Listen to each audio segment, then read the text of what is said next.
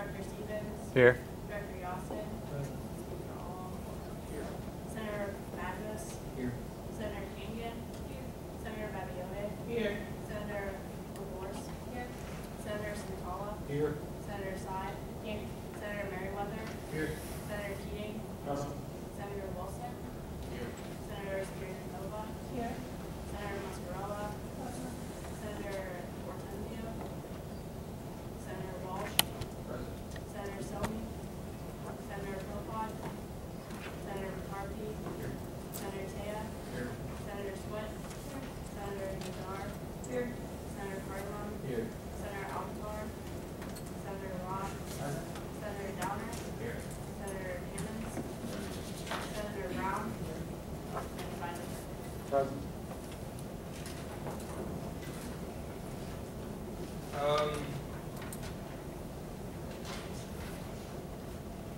Okay, I'm going to open the floor to any announcements anyone has. Downer. Urban caucus meeting is going to be next Friday at 3:30. Location to be determined, but hopefully the Senate office. Senator Babione. Also, the fencing team is looking for females, so if you guys know anybody interested, please let me know. Senator McCarthy. Tonight, the theater and dance department have a show Layout Square. It's free for CSU students called Groundwork, and it's at 8 p.m. Director Costa. Andrea just wanted me to say this on her behalf. She really wants the student government to be a part of the professionals fashion show that they're having. That's next Tuesday during Common Hour. If you wish to be a part of this professional fashion show, please take a picture of the outfits that you wish to wear. One outfit is supposed to be casual, business casual, and the other one's supposed to be interview ready. So just send that in an email to her, and you'll be able to participate in that. Also, if you want to volunteer to be the what to not wear at school, so I asked Director Hooks what that was, and she explained it.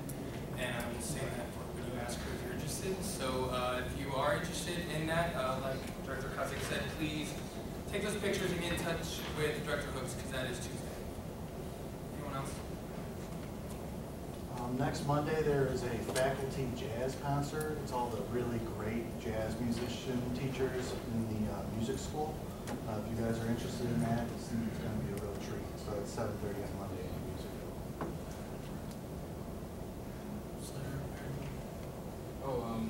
Yeah, the Lake Department asked us to help once again with hula hoops. Dodgeball tournament Thursday, October 29th from 8 o'clock to 11 o'clock in Woodstein Center. They're looking for 6-person teams, and you must RSVP by October 27th to Brandon Longmire. I'll just email if anybody wants to. And then on Halloween morning, I guess they're doing trick-or-treating. Each student org is required to bring at least 2 large bags of candy to pass out to kids. And also they want us to help create a facade, I guess, facade painting, creation, and decoration for Halloween as well. So. Yeah, just to add on, the Hula Hoops on October 31st, Saturday, is 9:30 a.m. to 1 p.m. Secretary Gretsch actually did that last year, so if you guys have any ideas or just have any more questions about that, she would be someone you can ask as well. Also, get with Carlton if you want that email to email Brandon Longmire in athletics so you could sign up. And then, you said the dodgeball tournament, right, 10 to 6? Yeah. Okay, yeah, so if you guys are interested in doing that, that's 8 to 11, I don't know if you said the time, but that'd be really fun. It's usually a lot of fun, so if you guys want to get a dodgeball team together, make sure you guys contact Carlton. Does anyone else have anything? Yeah, basically, if anybody knows of any organizations trying to pull off big events, we have a nice budget going on in the collab. So if anybody knows any organizations trying to pull off any collaborative events, just let me know after the meeting. On November 18th, there's a sexual assault awareness seminar on campus. That's a Wednesday at 5 o'clock. If you're interested in attending, you can either email me at parkkey@gmail, or there's a link. It's tinyurl.com/CLES, please state the SAAS. So if you guys want that, make sure you guys get in touch with Senator King. there anything else anyone has? A couple things I have. So, with collaboration with Director Spengros, we are in the works of just talking about a possible ad hoc committee for academics. We have to work with INL to kind of get the logistics on that. So if anyone has any ideas that they want to throw out there to give to Senator or to Director Spengros and I, please let me know. Really, the point of it is to kind of get formulated research on anything academic, Blackboard, access codes, textbooks, talk about internships, just anything of that nature. That way we have a nice committee to kind of get that going, excuse me. So if anyone has that, please ask Dr. Spengros and I. Is there anything else before I move on? All right, so I move to ratify the meeting minutes from the October 2nd, 2015 meeting. Senator Walsh. Motion on the floor is to ratify the meeting minutes from the October 2nd, 2015 meeting. Is there any discussion? Senator McCarthy?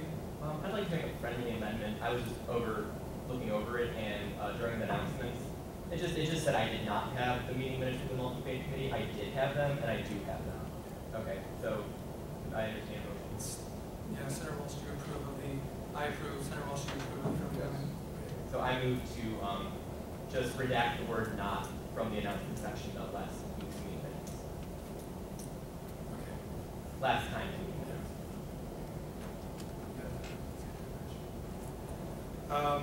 So is there any discussion on the matter? Any objection? Hearing none, the motion passed. Okay, so first on the agenda, I would like to welcome up members from the University Police Department to come up here and kind of give an update of what's going on. If you guys would like to come up.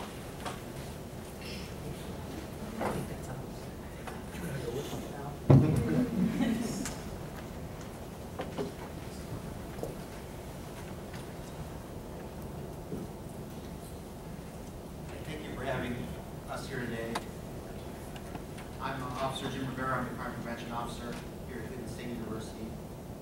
So I'm not real familiar with this event. This is the first time. I'm kind of very strange for the Lieutenant Bev normally attends. So what's going on? Well, we have a new chief here, and he's going to tell you what's going on. I see how he did that. That was quick, wasn't it? This is Chief Lewis. Good afternoon. So if I can, before I start, I will tell you, so I've been here for about 6 weeks. We've had a lot of things go on in my very short tenure here. One of the things that if I can share with this group that I've noticed, this has to be the best dressed class that I think I've come into since I've been at Cleveland State University. And you're led by probably the most dynamic dresser that the campus has ever seen with this young man here. So I just wanted to make sure and point that out, that every time I see him, he's always so well dressed. Extremely impressive. So I appreciate it. absolutely, absolutely. And you know, coming from an environment that I come from, I think it's important, even with that, and talking about campus safety, that perception is reality. And how you perceive yourself and carry yourself, that is a representation. He has represented this group long before I ever had the opportunity to come here. So it really is an honor just to come and take a couple of minutes, talk about campus safety, talk about some of the things that we're doing, some of our vision. So one of the things I like to do is deal with rumors. I don't like rumors. So I don't like them in my department. I don't like them on our campus. So what are some of the rumors that I can address for you? Yes, ma'am.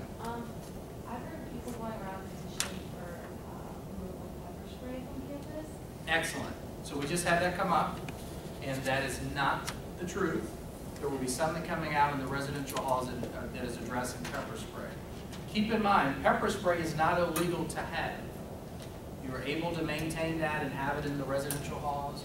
There's something that's being circulated. What happens is, with pepper spray, is once that's deployed, let's say that, and I think a lot of people feel very safe with that, so we want you to feel safe. But if once you make that decision to actually use it, and let's say someone innocently was hit by that, was struck by that pepper spray, then obviously we would have to do an incident report as a result of that. So we want to make sure and spread the message that, no, it's not accurate. And there, I know that there were some rumors, there were some petitions that went around, so we were dealing with that. Yes, ma'am. I live in the dorms, I live in the Commons, and the director of Youth and Commons told us we are not allowed to have pepper spray in the dorms, and that if we want to petition for it, we can. So, and I think if the Euclid Commons, that portion is not a part of the university, correct?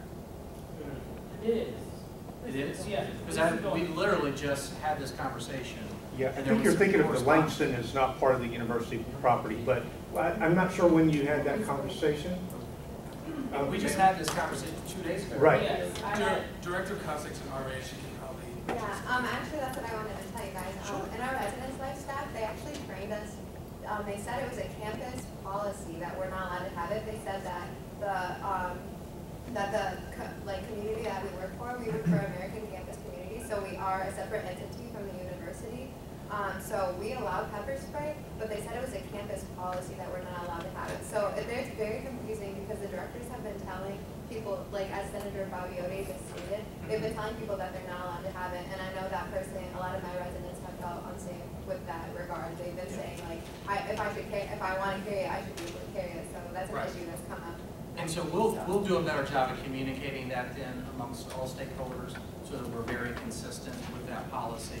And I can tell you again, to my knowledge and everything that we've been on the record in saying, is that it's not against our policy to have that pepper spray. What happens is that like anyone, you then are responsible or liable once it's deployed. But again, if it makes you feel safe, we want you to have that comfort level and to maintain that pepper spray, okay?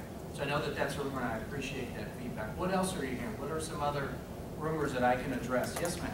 Actually, last night I was escorted to my car, and I asked, like, the officer if, he knew anything about the shooting or anything. Do you have any information on that? Sure. So the question is about the shooting incident. We know it was extremely random. It's an isolated incident. We know that at this point we believe it's one vehicle. Cleveland Police Department is handling that investigation, and we've been working with them and just trying to develop more information and any leads. As we know, we are in an urban setting, and we have worked with the Cleveland Police Department and done some things that really have been outside the norm as it relates to building relationships, trying to do things in a joint manner. I have to say I'm excited in the sense that you took advantage of that escort service. We have a great escort service. We provide that. All you had to do is dial 2020. You've got the Parking Shield. If you haven't downloaded, we encourage you to download that, to take advantage of that. We've added some additional officers looking at how we, kind of a resource allocation model, and looking at how we're deploying our officers, where we're deploying them. We know that by partnering with Cleveland and having them assist with us on bikes, on foot, and in cars, so we're really looking and trying to do policing a lot differently. Yes, ma'am? A lot, because of things like this, a lot of the students that I've been hearing don't feel as though Cleveland State is a very safe place. What initiatives or, movement that you are taking, Sure. are you taking any to make us feel more safe? on Absolutely. campus? So one of the things that we did, so we're looking at partnering and doing a mounted unit, high visibility, great public relations. We've obviously got Rex with the K-9 unit, bicycle patrol. We're looking at creating an auxiliary dynamic. And with the auxiliary program, what we're going to be doing is this. So we've got a phenomenal criminal justice criminology program here. I've got 450 young men and young women that want to be standing where I'm at in uniform. So what we're going to do is create an auxiliary program where they have to go through the background, polygraph, go through training, and we'll actually put our current juniors and seniors in the criminology program and create and really add additional resources with our escorts to give that sense and that presence with more visibility. We want everyone to feel safe. We want to promote that to our parents, to faculty, to staff, and to keep giving those resources. So that's something that we just started to work on. And I've got a lot of people pretty excited about participating. In a perfect world, what I'd like to see is that one of those juniors and seniors become a Cleveland State police officer. They've gone through this process. They've been brought up through it. They know. I mean, it's a great internship opportunity. They'll also get some college credits for taking that. So that's something that we're doing as well. Trying to look at a buddy system. There's safety in numbers. Something to be said about the number of people and looking out for that. And I'm looking at everyone. It just doesn't mean a male to a female, female to female. The more people we get in numbers, the safer that you are. We're also looking at, I asked Officer Rivera to take a look at what are some low-lit areas on campus. How can we generate more attention by lighting up some areas that are very dark? How do we continue to push and promote that message? There are a lot of ways and great ideas that are sitting in this room. Future leaders, you give me some feedback. You tell me how can we continue to make this campus safe. We're going to be looking at developing 3 new ways to provide information to you. One is going to be what I'm calling a level 1. Level 1 means that there's an immediate threat that's impacting our campus. That level 1 threat is a clear react that we're mandated by the federal government to send you. Level 2 is a Viking safety alert. Viking safety alert says, hey, here's an update to what we just sent you. This lets you know that what we had originally provided you was false. Someone fabricated this story. There was an arrest made. Here's an update to what's been going on. And a level 3 is exactly that, and that's going to be those weather alerts, class cancellations. That gives you an idea as to, rather than being bombarded with a ton of text messages and emails and almost afraid to look at your phone like, oh no, did something else happen? You will have a very strong discernment as to exactly what's taking place on our campus and to know based upon those levels. Almost very similar to your weather alerts or when you're traveling. Everybody knows what a snow level 1, 2, and 3 is, correct? So that's kind of how we're going to start constructing our alert system, so that you know based upon that number where we're at. So we'll start a campaign. We're going to be unveiling that probably in a couple of weeks. A lot of education around it, really looking at trying to push, be safe. How can we do that? Creating partnerships, looking at additional resources. Again, internally, how do I make sure that officers are where we need to be? A lot of these things are predictable. We know that come November, what are we getting ready to do? We're all gearing up. We've got time change, so we know that it's getting darker sooner, so my escort numbers go up. I know that we have opportunity thefts that also go up. Parking lot incidents as it relates to criminal damaging go up. So then, if I'm not looking at that empirical data, I'm failing you as a leader.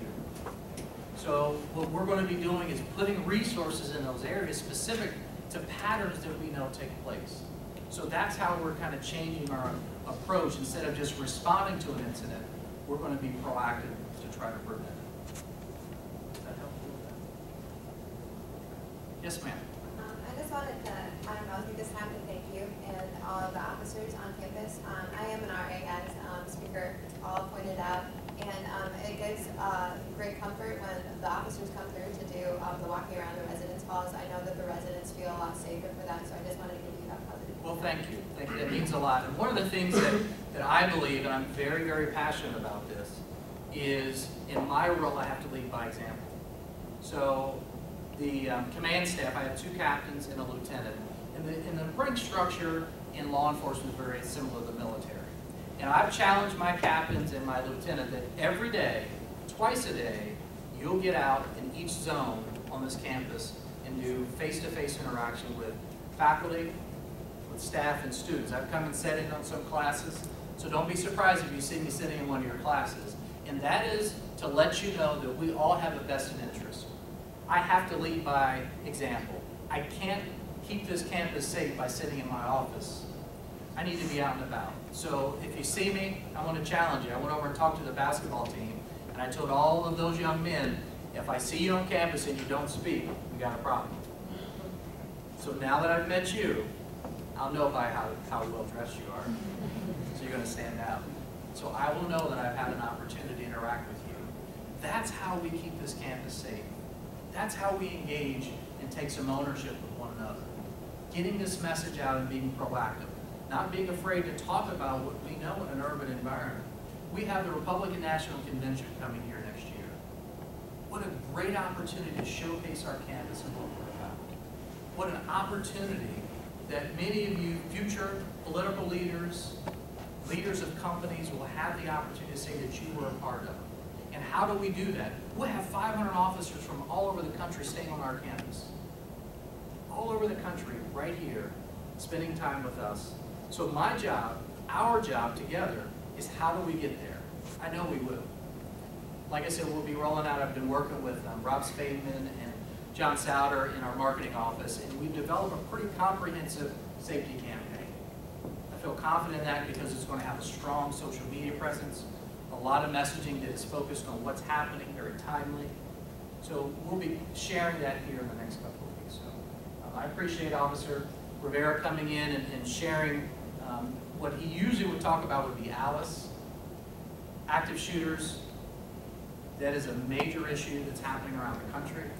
The second thing that we talk about is RAD, and that is the self-defense component for women. We do those on Saturdays. We've got tomorrow's the second of a 3-part series. Next week we'll wrap up. Those are things that you can sign up. And again, we are looking for ideas. We're looking for other ways that we can partner with one another to keep pushing and promoting these safety messages. So again, this is our campus. Other questions or comments or thoughts? Yes, sir. Yeah, I have a question specifically for Officer Rivera. Sure. You're working with the Sexual Assault Awareness Seminar, and you just mentioned the RAD, right? Mm-hmm. Is it possible if I could send you one of our flyers or pass along some of our information so that you can get it out at one of your sessions? Absolutely. Absolutely. I want to compliment Parker because he came to me one day and said, hey, I want to do something about sexual violence, sexual assault on campus. He seeked me out, and there's a senator, is it the right title? Yeah. Okay, somebody who cares. I'm sure all you guys are like that, but I really want to compliment him right now. It's actually giving him a round of applause. That's really important.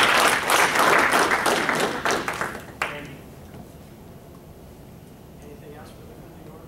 I have one thing. Where can we go for those who want to sign up for those sessions, classes that you were talking about? Great question. So those are all online. It's on our webpage.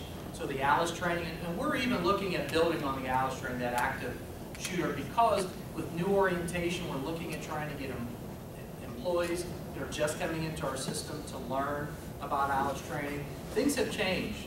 You know, I've been around a long time in law enforcement, and when Columbine happened, I had the chance to sit down with a lot of the leaders there, and how we policed then is so different than how we police now.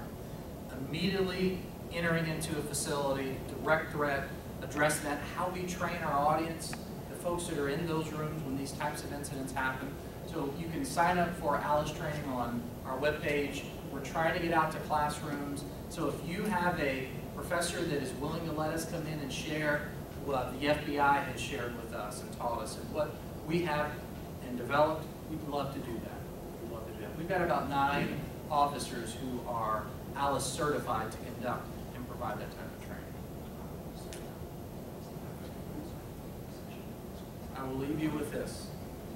I have learned over the years that the hardest part for me was having to interact and deal with family post some type of critical incident. If we can take the time to be proactive, to share a moment, to do something in a way that will impact our community, it's time well spent. Be safe. Thank you.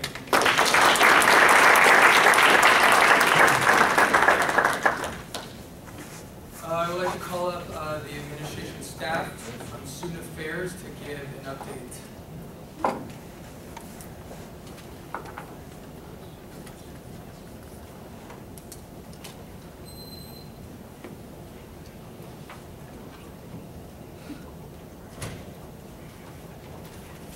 Thank you, Paul. A couple of quick things to share with you. Let me start with a global teaser, if you will, and we'll share details about this in the next several months as we roll this out. But there are a number of changes that are happening within the Division of Student Affairs. And Bob is going to speak to one of those in just a moment. Mitzi's going to speak to another in just a moment. But I'm excited about the new energy. I'm excited about the new areas of responsibility that people have. And at the end of the day, it's all about serving you. It's all about serving the students to the best of our ability. So as these changes roll out and you hear about them, if you have questions or concerns, I invite you to share those with me. If you have anything that you're not happy about with Student Affairs, you know how to get in touch with me, and we invite your feedback at any point. A couple of initiatives that we're working on, some of them are tied into this academic affairs committee that you're exploring, creating. One is the issue of clickers, the use of clickers in the classroom, and Gabby has agreed to serve on that committee, so that will be mostly a group of faculty that are exploring this very issue, but she'll be representing the student perspective on that. So I appreciate your volunteering and leadership on that. I'll also be working with Gabby and Paul on internships. So that's another topic that's been a critical issue from student affairs perspective, or SGA perspective. Started last year under Allie's leadership, and we're continuing that conversation this year. So I look forward to some good work coming out of those groups. I have a couple of other opportunities. I'm going to share these with you in just a moment, but if you could let your leadership know if you're interested, literally raise your hand today if you're interested, and she'll record that information and send it to me, and I'll follow up and get you the appropriate follow-up information. 3 of them are committees, opportunities to be involved and represent the student voice on things, and one of them is a social/political event. So let me start with the social political event. This is October 30th. It is downtown in a very nice location that I won't tell you about yet. But the event is, it's an award that CSU and President Berkman is going to be receiving. And I have a table, and I'm inviting members of SGA to join me in that table for dinner and the award. So it's October 30th. The theme, not the theme, the issue is raising money for Liberia. So those of you that are returning students may remember last year the president from Liberia was coming here to speak to our campus, and it was in the midst of the Ebola outbreak, and that trip was canceled at the last minute because he needed to stay back in his country to provide on-the-ground leadership for that. But at the time, President Berkman made a strong commitment that we would assist in raising money for medical supplies to treat Ebola. So this actual event on the 30th is to honor Dr. Berkman and CSU's commitment to that. And if you would like to join me in a table for that, please let us know, and I will send you more information about that. The 3 committee opportunities. These are strategic planning opportunities. So I mentioned at the last meeting this PATH 2020. That's a university-wide initiative that's going on. Paul's involved in that as one of the student trustees, so he's familiar with that kind of globally. Within student affairs, there are 3 specific initiatives. I'm looking for student leadership and volunteers to help us with that. The first is setting student affairs priorities and cost-cutting initiatives. Okay, so if that is of interest to you, let us know, and I will send you more information on how to get engaged with that. So if you're interested, please raise your hand and you can take those notes and send me. You can collect the names. Somebody can collect the names for me. Yeah, thank you. Wow. Hands high, hands high.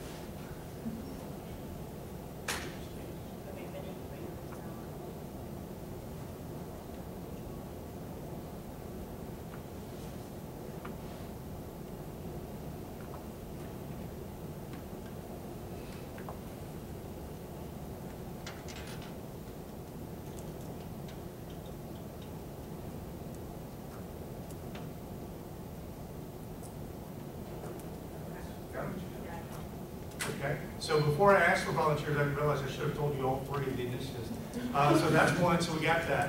The second and third is if you're interested in helping us explore issues around career services, I'll ask for volunteers for that in just a moment.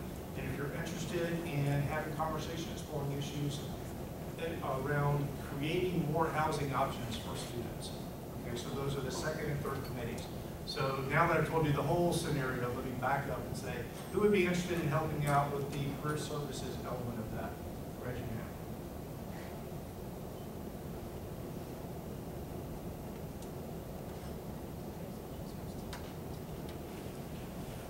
Okay, thank you. And how about for the future of housing? Who would be interested in that? Great student leadership, so thank you. Very exciting.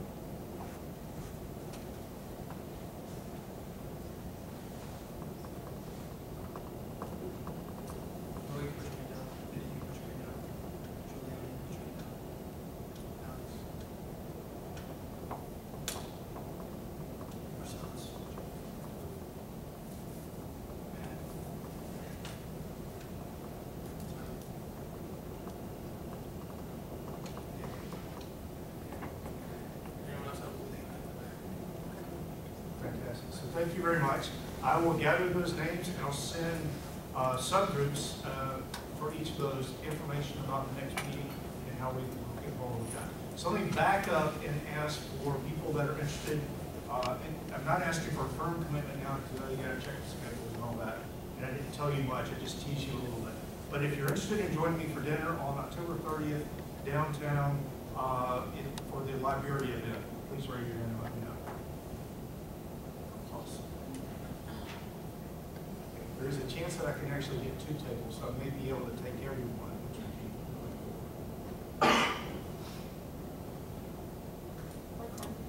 I actually don't know the starting time. I'm going to guess at 6 or 6:30, but I would let you know that. So again, now I'm just kind of collecting interest. When I send you the specific information, I'll ask you to confirm that you're still available. On the 30th? No, we already into this one. Joe. I'm glad you think it's Christina.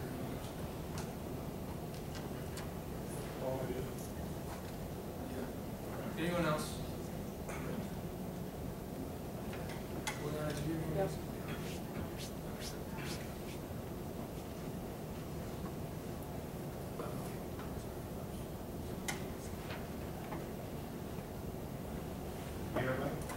Thank you for collecting those. I appreciate it. At this time, I'd like to invite Mitzi Vasquez-Long to come up. Mitzi is the Interim Director of Career Services, and this is a new area of responsibility for student affairs. So please welcome Mitzi as our newest team member. Happy to have Mitzi and the entire staff of Career Services now be part of student affairs. And there are lots of things that are happening within Career Services, and she's going to share some of those with you this evening. Thank you so much for having me. I brought some material with me, but I really wanted to talk to everyone. I'll pass these on as I talk along. Yeah, thank you. One of the most exciting things that is happening right now in Career Services really has come from the feedback that we've gotten from all of our students in regards to resume and resume reviews. So in the past, we've kind of just left you all to your own devices to try to design a resume that would most impact and to come to our office as your coordinators, and we surely invite you to do that. However, over the summer, we were able to launch our Career Services Management online portal, which we branded as CSU Career Connection, which is powered by Simplicity. And within that online portal, you all automatically have accounts. Every CSU student here will have their own account, and it's just a single sign-on, so you use your CSU ID and log on to get in. You will be able to view all online jobs. You'll be able to apply to those jobs. You'll be able to upload your resume. You'll also be able to see all of our calendar of events. So, for instance, the professional dress event next Tuesday is in conjunction with Career Services, and that is leading up to our annual career fair, which happens next Friday. The exciting thing about CSU Career Connection is that we have a tool called Resume Builder that's built into that online portal. You sign on, you just go in, you enter your information, and it will draft a resume that's ready for you to go. You can upload it to the system, and you'll automatically have a confirmed resume that you can begin using to apply for jobs. So we're encouraging all of our students to move towards the resume builder so that they can have a resume crafted in about 5 minutes or less. The other thing that we're also looking to move toward, and we will probably be asking for feedback from the Career Services Committee, is on the idea of using peer review. So using students to help us do some of these reviews for resumes so that we can strengthen and enhance the resume that you already have built within the resume builder and CSU Career Connection. So I hope that I see all of you at the career fair next Friday. I have additional cards if you want to take some with you. I know some of you are in the press halls, so this will be really helpful. And we encourage you to visit our website as well because there's tons of information on there about the career fair and the employers that will be visiting us next week. Any questions? Where is it located? Woodland Gym. Good question. 9 a.m. to 2 p.m. You need your CSU ID, or at least to know your CSU ID number in order to get in. And it's only open to CSU students and alumni. Yes, ma'am. Do you guys have a number where I can like contact you guys? Yes, 216-687-2233. And you can also shoot us an email at careers@csuohio.edu. I see all of those emails, so if you want to send me an email directly, you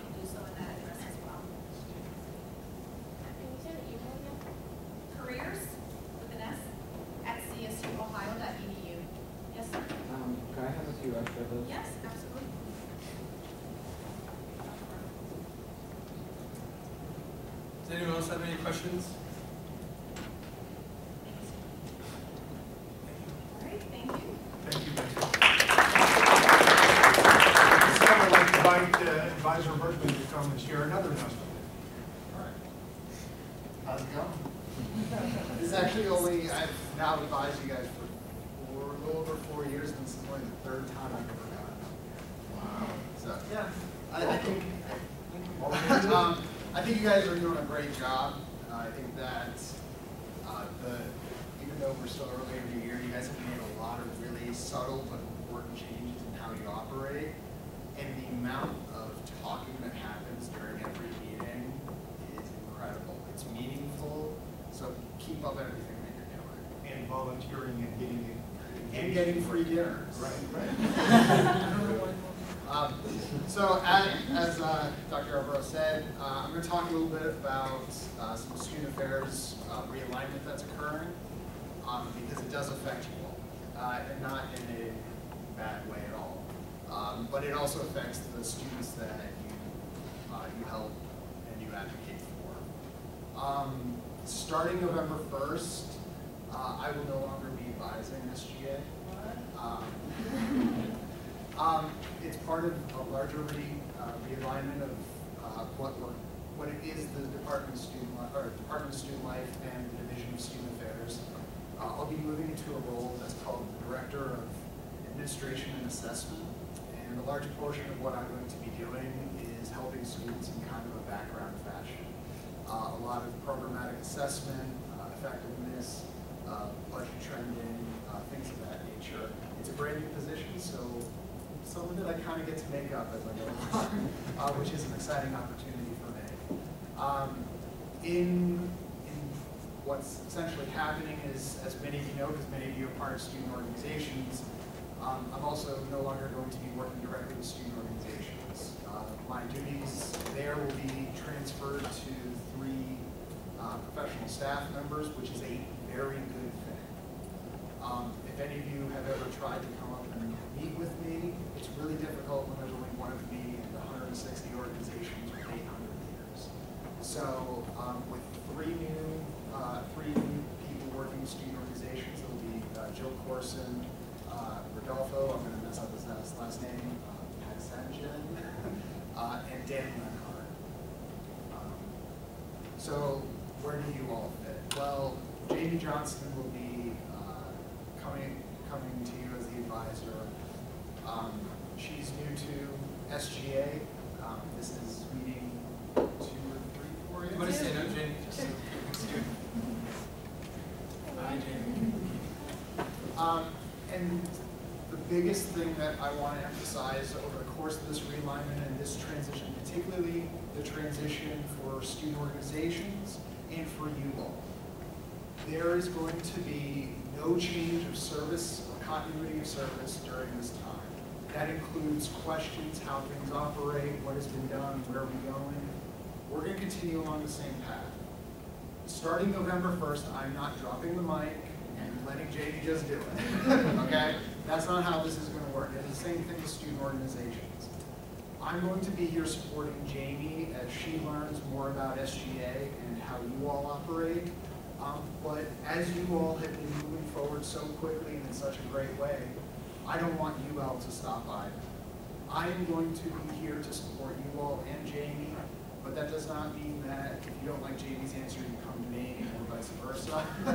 Jamie and I will be communicating a lot, and the biggest thing is when student organizations come to you and are worried or concerned, you can tell them this. Tell them that we're going to make sure that this transition goes as smoothly as possible, and that we're going to make sure everything that they want to do, that they can normally do, is going to continue to happen. It's just different people that are going to be going to. We've been working on this for a little while. We still have a lot of work to do. The next couple weeks are going to be challenging. The rest of the semester may be challenging, but know that if you have concerns about it, about anything that's happening, or you think something might have been dropped or lost along the way, let me know, let Dr. Yarborough know, let Jamie Johnson know. But the biggest thing is please help us communicate with students as things come up, and make sure that you let us know as well, because don't want anyone to be harmed, so to speak, during this transition. If there are any questions, I'll attempt to answer. Pass the ball. Any questions for Advisor Bergman? Please join me in thanking him for his support.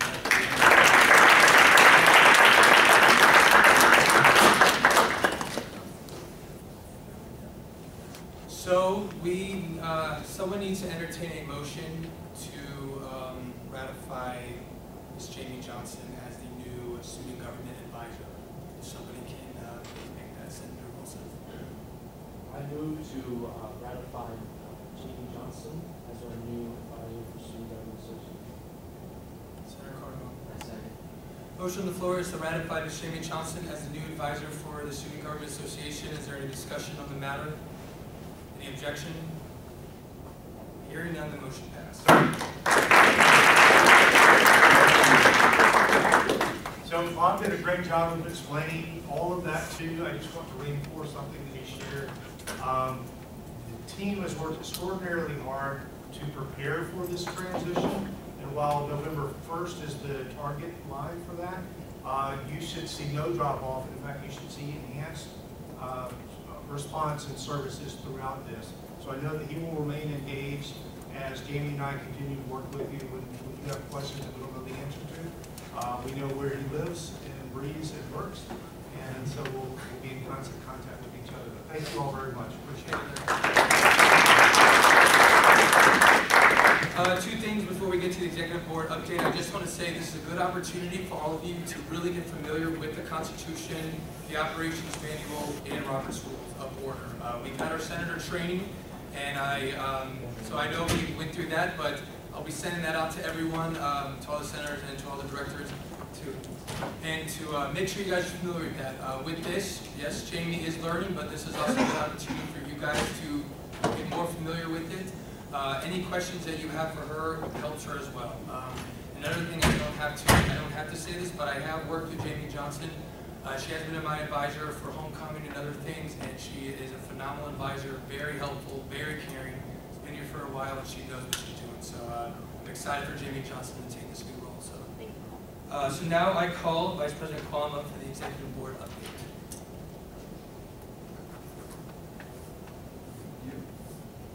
All right, how's everyone doing today? Well, good. First of all, I'd like to say that I think these changes are good, and I think that they're in the best interest of the students.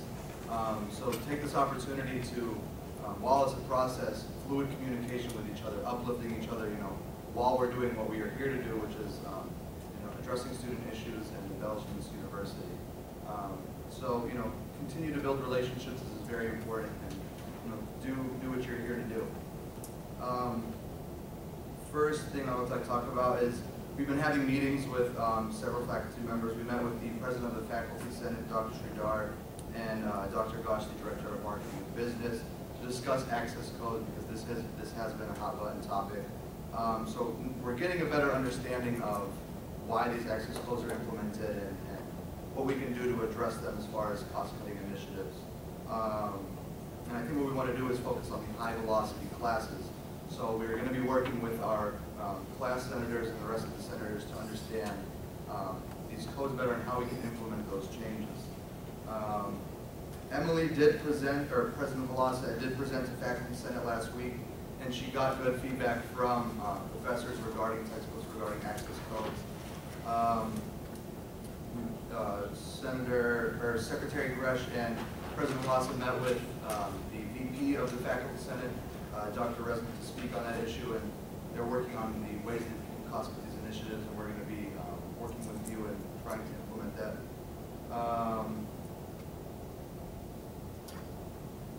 So I think what we're learning from this is that we have short-term goals, and that is, implementing cost-cutting initiatives for access codes. How can we work it into the system? Because we know that the access codes and the online textbooks, that they are working for this reason that they've been implemented. But I think that it's kind of bringing about this question of our long-term goals, specifically adjunct professors, and we're starting that discussion right now. Senator McCarthy has definitely been adamant about this issue. We need to stress people were engaged in education. So that's something that we're starting the discussion on now. We need to have the best educators who are committed and dedicated to educating us, because that's what we're striving for at Cleveland State is being engaged and being hands-on. So we're starting that conversation, and we're going to be working with you to see how we can better that issue. Earlier they talked about internships. President Halassa and Secretary Gresh met with the Student Success Committee and members of Student Success to discuss how can we better make internships available. And I know it's an initiative of a few senators to just figure out how do we get students involved with research, how do we get students involved with internships. So we're going to be pressing that issue and finding out what's the best way to implement that policy, how can we work together towards those goals. TEDx is tonight, so please attend that if you can, and that's all I have. Thank you so much.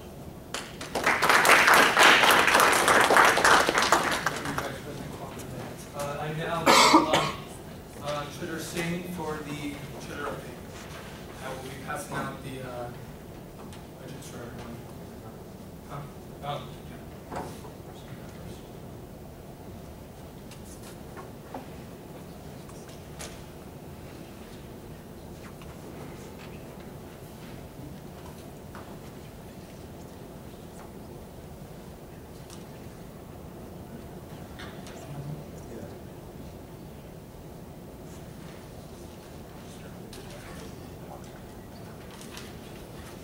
Good afternoon, guys.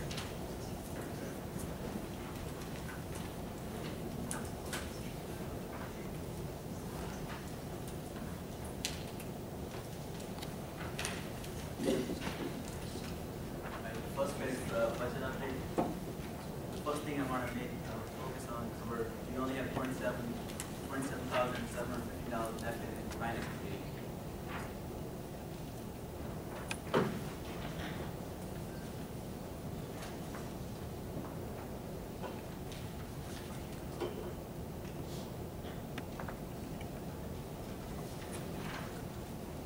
Second day, this was the post-hearing update. The finance committee decided to allocate $66,525 for the first hearing. It's already been motioned and was second. I would like to ratify it. So really quick before we make a motion and everything, everyone just take a quick look at the budget. Just so if you guys have any questions, I don't want any problems later on. Senator Keating? Yeah, what is the collab for that we are doing with the Institute of Electrical and Electronic Engineers? Can you say that one more time to speak up? We are taking $10,000 from our collab budget for an event or whatever with the Institute of Electrical and Electronic. What? IEEE.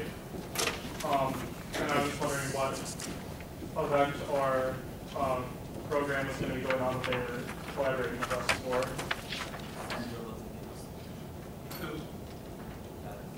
Senator Wilson, do you want to explain that? Yes. So as a representative of the Finance Committee, I can speak on that.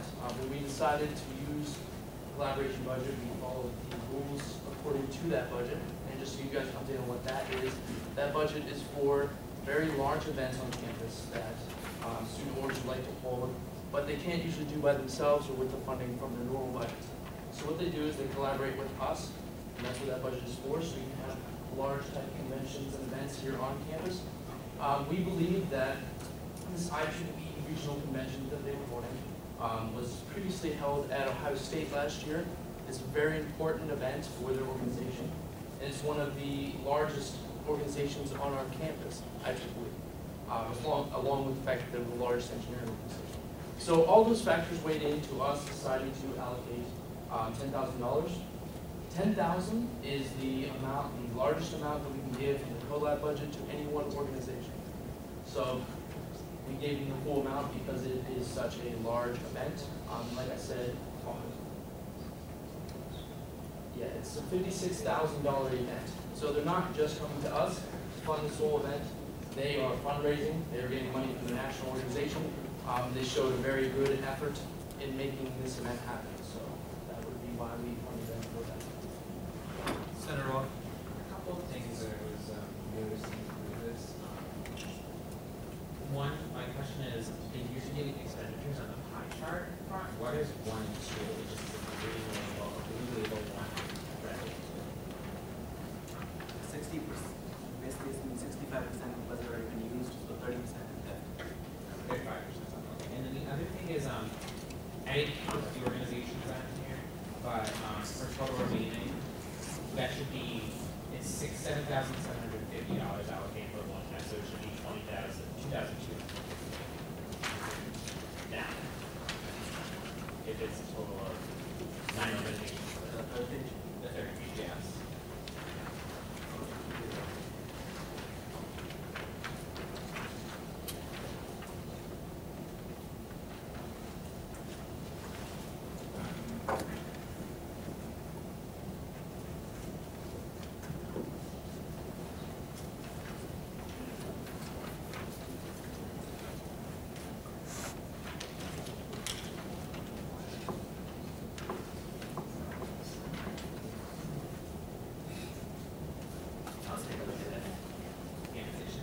The one that says total funded, it doesn't matter, the total funded in the right line. So it's going to drop it marginal. I'll change that. Yeah, that's all. So I would like to verify it again, it's already been motion and second. Anyone have a question? Does anyone have any discussion? Please take the time now. This is, so there's no discussion? Can I say for IEEE, Senator LaRoche. for IEEE, the 4,000 and the 10,000 are both going to different events for IEEE, so we're not getting 14,000 for just one event. Any other discussion? Senator Keating. For future notice, is it possible if we can get a summary of what the events are, what the allocation for the money is, what the breakdown of whatever these are? Because personally, I would feel more comfortable having a breakdown of what I'm voting on other than just seeing the title and total next to it. If you want to give me your email, I can email you all. Thank you.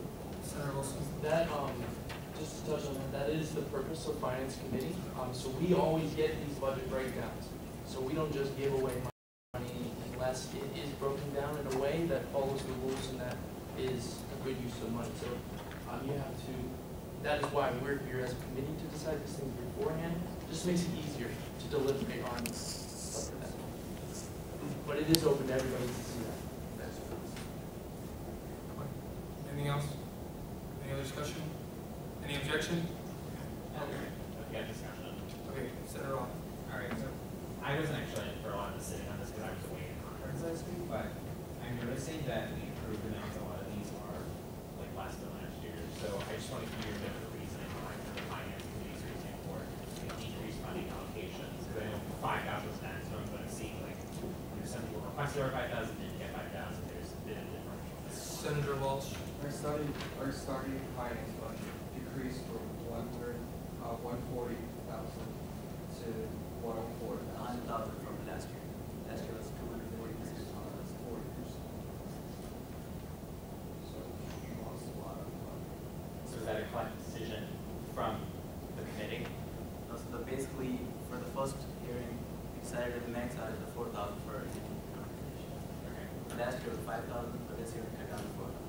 So my continuation on this was that does this present organizations which want to request that extra 1,000, theoretically 5,000 is the maximum? We still have to request from GFAC. If the money comes from GFAC, then we can increase it back to 5,000. Senator McCarthy. I'm just wondering, I know we have some organizations here. Are they going to be on the agenda?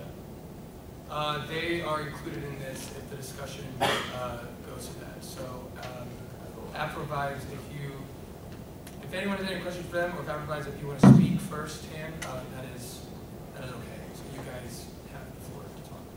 Okay, my name is Mbizzy Digwe. I'm with Austin. Mbizzy Digwe. I'm with AppRevives Line Dance Association. relatively new organization on campus.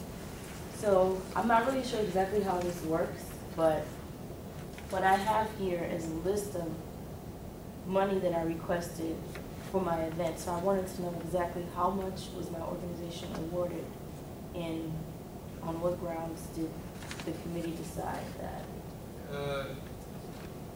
It says you were approved $1,300. Yeah, she requested $5,850, and the finance committee approved $1,350. Senator Wilson. That doesn't include the one-time $250 though, which is no strings attached, so you always have to add that onto this too. So it's $1,350 plus $250 is the final amount. Just to let you know. Okay. Now, another thing that I'd like to add. So the last hearing that took place on October 2nd, which was last Friday, I came there and I explained to the Senate, I believe, that was there, as to exactly why I need the money for each event that I have planned out. So I wanted to know exactly how the organization came up with the amount that they decided. Can a member of the Finance Committee explain the process of it, Senator Wilson? Yes, so line by line, we go through every single request. One of your requests was submitted on the 8th, which is after the deadline for submission. That was the How to Eat Fufu, which is like an African food event. So we had to cut that, which was $2,500. So that's one line, just barring the fact that it was submitted late.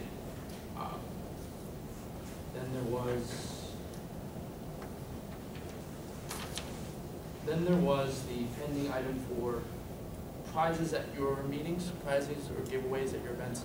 We cannot fund those things. Those are barring finance bylaws. We cannot fund those, so we cut that out. Food for the first meeting. That is another thing we cannot fund. If it's a meeting, an event that's among your members of your organization, we can't fund food for those events. Okay, now I would like to add in. Now, the purpose of the hearing was for each person of the organization to do a presentation. And I clearly stated, to be formal, I stated it as a meeting, but it's a welcome party. And I made that clear. I explained on numerous occasions that the event that I'm doing is a welcome party to welcome students into the newly established organization. Initially, I had a date of September 30th, but I believe I did not meet the deadline, so I had to push my event back, which tied in with the event that I had planned for this month, which is October 29th. So I made that very clear, and I really am confused as to what is the reason for the organization to go based on what I write on the paper if I'm supposed to come in and plead my case. What's the question? Okay. The purpose of the hearing If you was- have a hearing, sorry, okay, if you have a hearing meant for student organization leaders, the purpose of the hearing is for student organization leaders to present their case as to, this is my event, this is what I'm using for $100, this is what I'm using for $200, just as I did with the welcome party. And at that welcome party that I explained to you guys, it was then that you told me I cannot use prize money. The $200 that I requested, you guys told me that I cannot use it. Cross it off my list. Everything that I did, what I turned in is what you have. The date that you're talking about for the 8th, that's for next month, November. So I'm following everything the way it's supposed to go. The 8th was the date you submitted the request after. Yes, that I know. I submitted that request because that was for next month, it's not for this month. Treasurer Shane, you want to say something? I mean, the purpose of the hearing is not like you break down, because you already have the breakdown in your processing. The purpose of the hearing is like whatever you want to like do in there and stuff. I mean, if you tell us it's the same thing in the hearing, you need that much money, you already have the list for us. Okay, but in the meeting, if I'm telling you that it's a welcome party and you're bent on telling me that it's a meeting, that's where the confusion. Can I ask the Finance Committee what the $1,350 is allocated for? Member of the Finance Committee, please, can someone send a voice? I was at the hearing and I don't recall anything from the welcome party. I just remember meeting and reading off my sheet. So unless somebody else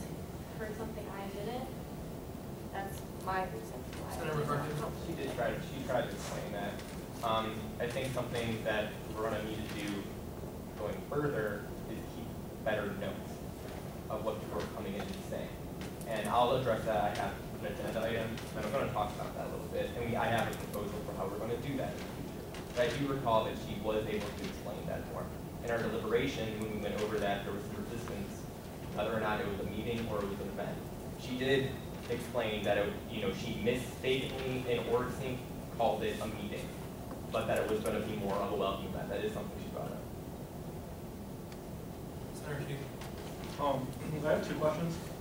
The first is, when you state welcome party, is it open to the entire CSU community, or is it welcome just for your members? It's open to everyone that would like to come.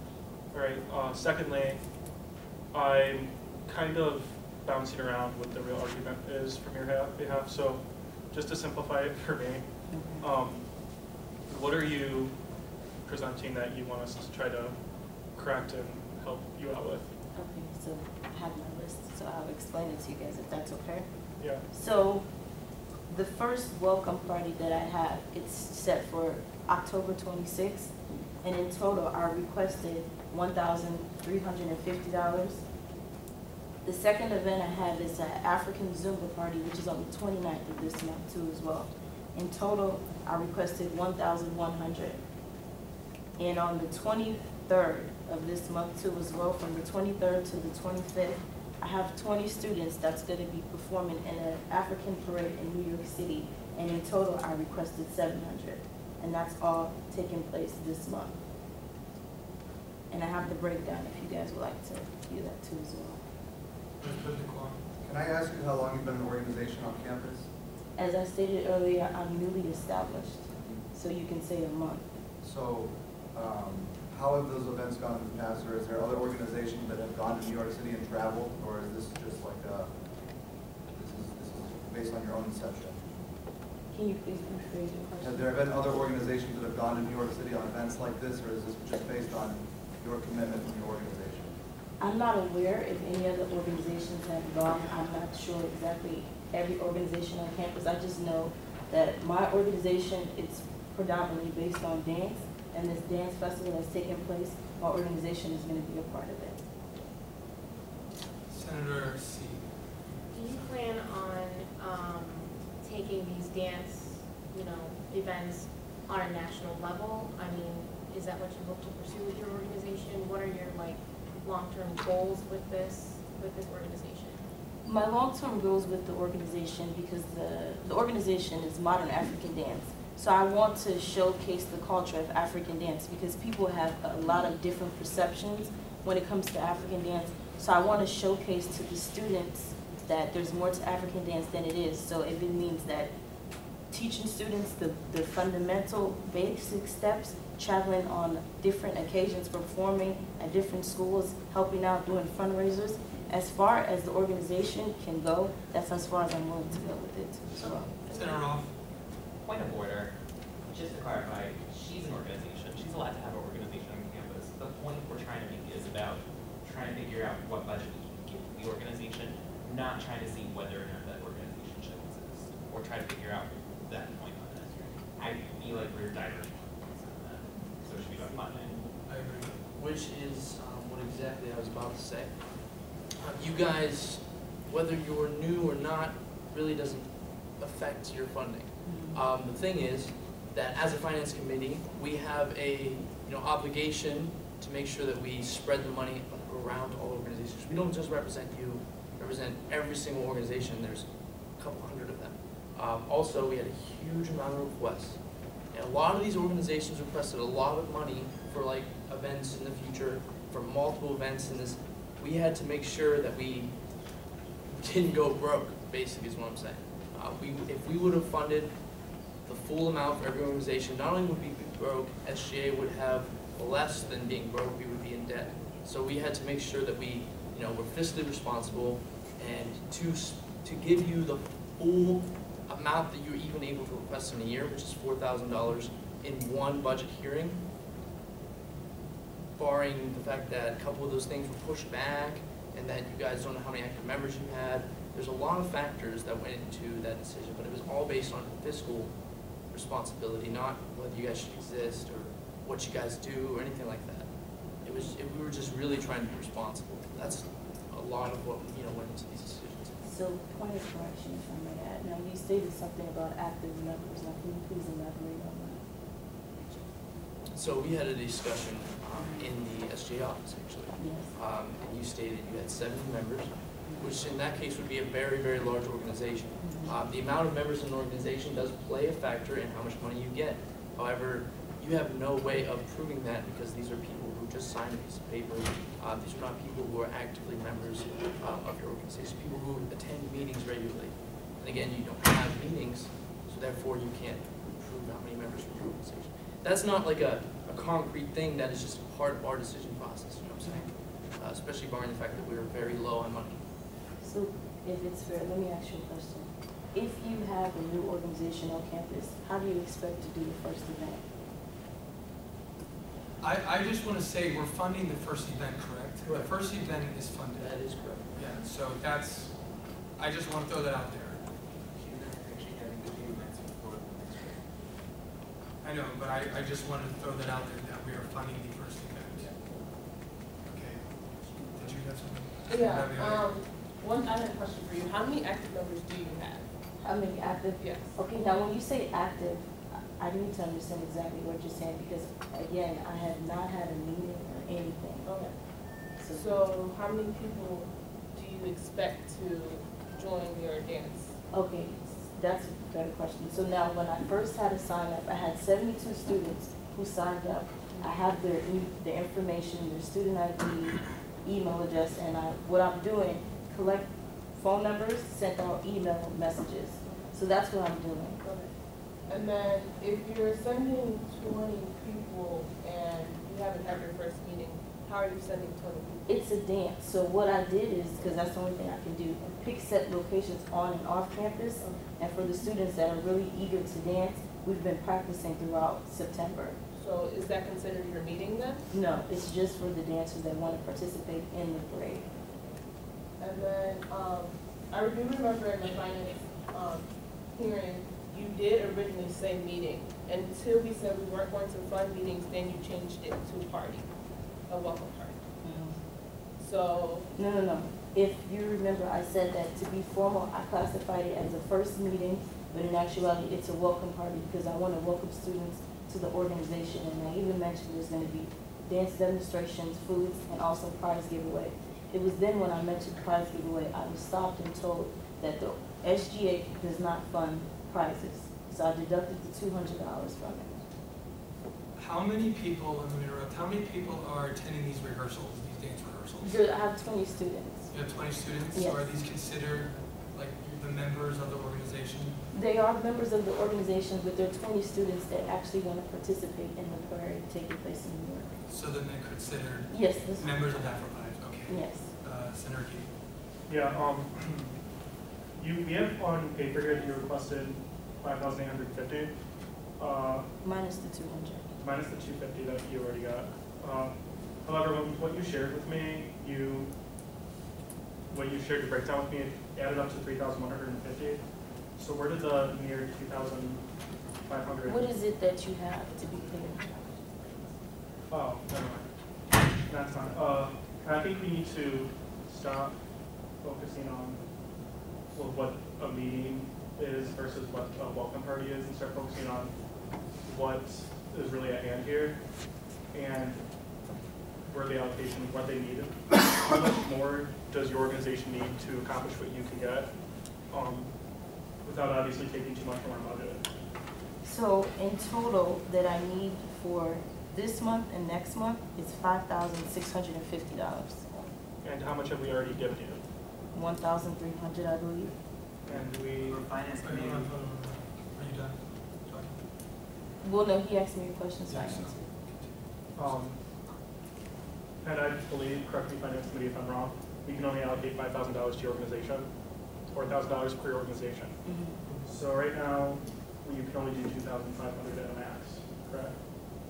So. For the finance committee. 2,000 off campus, 2,000 on campus. Okay, so is your event going to be on campus or off campus? Which one? The There's one that's, okay, so you need, so right now it's $2,000 as a whole that we can fund to that, correct? Well, then I motion to fund $2,000 to Acrobat Dance. I move to fund $2,000 there. Yeah, there's no motion because this isn't a finance budget. Oh, I'm just correcting your job. Does anyone else have any discussion on that? Vice President Kwong. Just real quickly, I would like to respect the process of the, funding organizations. We put our trust in the finance committee to make those decisions and say, we believe that this is how much this organization deserves based on X, Y, and Z.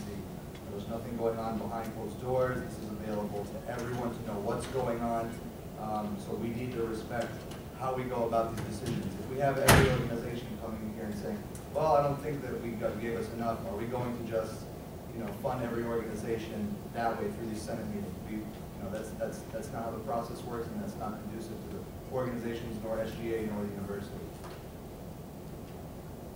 Senator Keating. I agree. However, these matters are supposed to be taken to a vote for the Senate for that reason. If we had everything that the finance committee just decided something that we all agree with, then it could become to a point where they just can decide something behind closed doors. All right, so what we're going to have, Senator Rowe. I just also wanted to kind of mention, as Treasurer Singh mentioned before, there is a significant alteration to the budget available here. So there are a lot more questions asked this year than there maybe have been in the past. And there were a lot of organizations that asked for money as evidence. We actually rejected $66,441. Advisor Bergman. Just because it's come up a couple times that the budget's much less, I am at this point 90 to 95% sure that the money will come back to Senate. That you guys will add an additional about $95,000, but it's unlikely that there'll be much else beyond that. So just kind of keep that in mind. There's still not nearly as much money as organizations want, but don't base your decision on this just because you think that there might not be any more money. You guys are in the position to allocate all your money. You're not here to save money. You have to do it responsibly, but if there was a mistake made or misunderstanding during the hearing, while I respect what Vice President Plum said, if the Finance Committee or this Senate thinks that there was a mistake or misunderstanding, it's a student organization's right to come and question and ask the Senate to change their decision. That's why the system exists the way it is. A large majority are never going to come to a meeting. This is 4 years. This is the first or second time someone has come to question a Finance Committee decision. But I think that you all have to, I think that the fact that she's here and has very distinctly made the case and has been very proactive over the last week to try to get it fixed, I think you all should think about it. And if the Finance Committee can think about what she's saying, and maybe if there was a mistake, admit it. If there wasn't, say so. But I think that you all are here to advocate for her and for her organization just as much as any of the other organizations. So don't say no just because you don't think there's money. Find what the actual issue is and see if you can fix it. Senator McCarthy. Yeah, I'd like to echo what Bob said. The Finance Committee, we're here, this is student money, and we're here to fund student organizations. Student organizations, they have to jump through a lot of hoops to get this money in the first place. They had to come to this budget hearing, take time out of their day to do that. If we keep kicking the can down the road, they're going to have to take more time to do this again. If we're going to get more money, and we do have more money, and we have the amount of money that we need to do, student organizations have the right to this money. It's their money just as much as me. $100 every credit hour you pay going into general fee, and that's where this money's coming from, okay? So I think we do need to rectify this confusion. There's a lot of student orgs that I think have some questions that maybe aren't here. And we need to be clear about, we just need to be clear about what the confusion is. It sounds like we misunderstood. This is my opinion as someone on the finance committee. We misunderstood that the first event, we thought it was a meeting and it wasn't. It is an actual event. I think the confusion stemmed from, on paper, what was submitted to OrgSync. To have this press event, it's a very simple mistake to make, okay? OrgSync is not You know, it can be confusing sometimes, okay? So I think we should take that into consideration and see what we can do for our students. That's why we're here.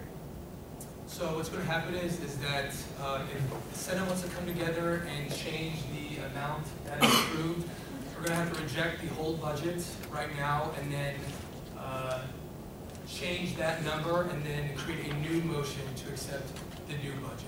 So again, I'm going to call for any last minute discussions right now. Senator Bevy. Can you send this back to the committee? Senator McCarthy. Please send this back to the committee. Everything that we are supposed to be allocating, what's supposed to be showing up in the Treasury today, they're not going to be able to do anything. Student orders are going to be completely paralyzed if we send the whole budget back to the committee. If you're talking about just this single case, that's one thing, but we can't send all this back to the committee. Senator Side. I second that, and I think that we should really think about readjusting the entire budget and re-meeting again and holding up all of these other organizations we need money for there as well. Senator Wilson. Yeah, that is very true. We can bring back to me. However, you were at the meetings. We went through each thing line by line and made sure that everything followed the rules. Number one, number two, that we weren't overfunding any organization. And number three, I'm not on multiple meetings this week. The point is that we went through everything line by line. We didn't cut any organization out. A lot of the requests were things that could not be funded. That is why we're taking the money that maybe you would see like just automatically 4,000 slapped on there. A lot of what they requested were things that we can't fund. So it's not like we got to redo all the things on the list. The other thing is that if you guys go through with adding more money to this, you just want to be careful and make sure that we're doing it, appropriately. Don't just add money to a bunch of these organizations one by one. It's very important that we take it one by one. Senator Rowe. To respect the integrity of the finance committee and everything can work with this, what about the recommendation? Because I know we did produce it with the AICHA in their meeting where they are stuff about improving budget money. Because the question isn't so much what we're giving out, it's what we're not giving out. We can improve the budget as it is, but if we want to improve more, we have to do it now, potentially as it is, if other people want to do that. And I want to ask that to the finance committee because if people are okay with that. Any other discussion? Anybody from the finance committee? Senator McCarthy. I think again the question is what AfroVibes is presenting is that there was a misunderstanding in our notes about what one of their requests was. And there was. I mean, I was there. I heard it. Okay? And we have to be clear. I mean, she did make that point. Okay? I understand that in our deliberation, we, weren't all on the same page about that, maybe. Maybe we looked at it and said meeting and forgotten. Okay, we forgot. She's coming to us basically saying, look, this is what I said, and this is what I need money for. And I don't see a valid reason to withhold funding. I don't. I again want to say that the first event is getting funded. That problem is done. Okay, the problem is funding the rest of it. Okay, I want to throw that again out there. So keep that in mind, Senator McCarthy. And what I'm saying is, you're right. There were a lot of things that we clearly can't fund. Okay, when people are asking for more than $2,000 for off-campus, we have to immediately cut that. When the foo-foo party, which was $2,500, that was submitted after the budget deadline. So we can't consider that. So we had to knock off the $2,500. But I think the real point, just to be very narrow focused and specific, the question is, can we add the money for the event, which is going to be the welcome party, right, on top of what we did? No. The welcome party is funded. That's the $1,350. It's the remaining event that she wants for the rest of this month for the next family. The New York, that stuff. Which if it's under $2,000. When we did our deliberation, when we knocked off line items, that was the line item we knocked off. This $1,350 here, that's just this is what happened. She said that her first event was for the welcome. If you correct me if I'm wrong, was $1,350. Initially, the total was $1,550, but I was told that $200 that I wanted to use that made that total were for prizes. that it cannot be funded. So if you deduct it, the total is 1,350 for the welcome party. Okay. Yes. Any other discussion? Vice President Kwon, did you have something? Yeah, so we know that the first one, the first meeting is being funded, so that's your 1350. I believe what was submitted for October 8th, it's not going to be funded for. That's for next month, so yes. So what are we need to discuss now, what do we need to, fund more, or let's discuss exactly what we're supposed to fund, because we've already rectified the issue with the meeting, the convoluted understanding it's a meeting or an event, we're funding that. So Okay, what do so we need to do now? the next thing now is the 2 other events that I have this month that I presented to at the meeting as well. So then we need to hear senators who are disapproving of funding these other 2 events. So let's focus the discussion on that and that only. Senator Tsai. Okay, I have 2 questions for you. So this first event that we're funding 1354, is it on campus or off campus? It's on campus. Okay, so then you still have 2,000 however odd dollars for an off-campus event. Now, are one of the 2 events that you have planned, are they off campus? Yes. The New York one is, right? Yes. I think that I don't see any reason why we can't allocate the rest of the 4,000 that they are allotted, or that 2,000 that are allotted for an off-campus event. We can. I don't see why we can't do that. Is there any? Can we have some discussion on that, Senator? I think, so you have 20 active members, and we kind of got to that, right? Yes. 21 meetings, 21 that want to go. Okay, yes. And how much is that? How much is that? 700. It's 300 for the rental car and 400 for the apartment rental. And this is off-campus New York. So if someone has, so they're allowed $2,000 to have an off-campus organization type thing. It's $700. I think that you should fund that. Senator Katie. I agree.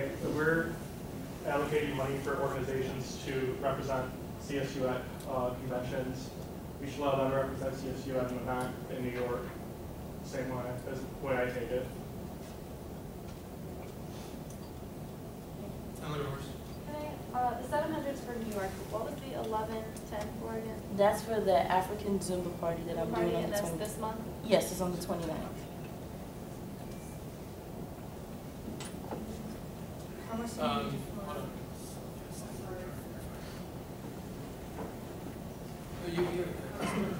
on. How much do you need for the Zumba party? 1,100. What's that gonna do?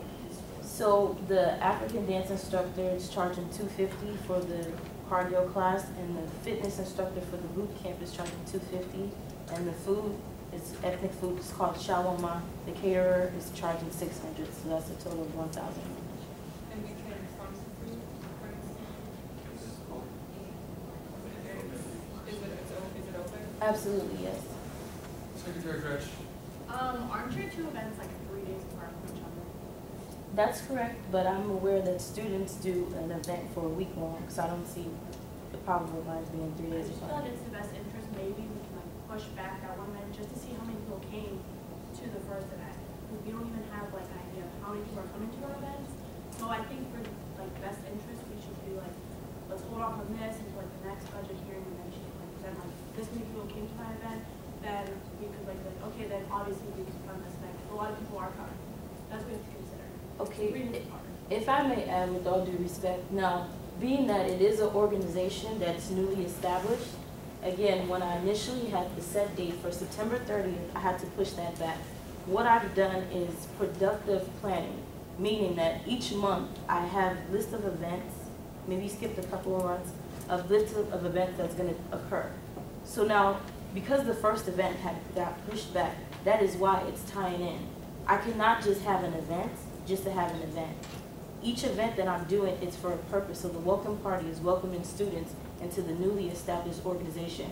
With the students coming in, they're aware. The ones that I didn't meet the day that I had the signing table, those are the ones that know about it. So on the 29th, it's the African Zumba party. Every student is aware of Zumba and what it is, and I'm pretty sure, not pretty sure, I am 100% sure that the numbers will show. So I don't understand. But we're just going off of assumptions, and I don't think allocating that much money is very responsible on our part. That's Senator LaVorse. Yes, your student organization, your town's plan. I totally agree. She's requesting $2,460 for on-campus and $700 for off-campus for New York. I just want to let you know that that is going to provide you a full budget for the year. So like next semester, if you want to do 3-4 more events, you're probably going to run out of money. But I don't see a problem giving you the money at all right now. My fault for misunderstanding you at the meeting, for the event/meeting, but I give you total credit for coming towards the Senate today. Great job, and I agree with her points and all the money that she needs.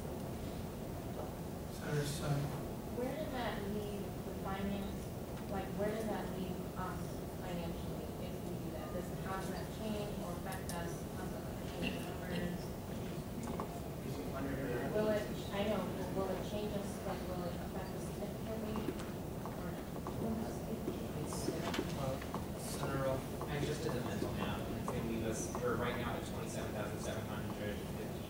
It's gonna leave us roughly $1,800 less than that. So just somewhere around $25,900. Any other discussion? Someone say anything?